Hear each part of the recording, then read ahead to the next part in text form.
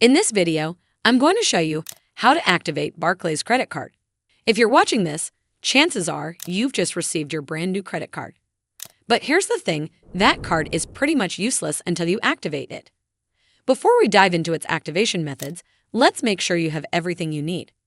First off, you'll obviously need your physical credit card itself. Additionally, you might also need some personal identification details for verification, like your social security number, date of birth, or your bank account details. While not always required specifically for activation, it's a good idea to have these details handy. Step 1. You'll need to head over to barclaycardus.com/servicing/activate. You'll be prompted to enter your 16-digit card number, the last 4 digits of your social security number, your date of birth, and the security code on the back of your card. Once you've entered this information, follow the on-screen prompts to complete the activation process. Well, that's how you activate your Barclays credit card. I hope you found this video helpful.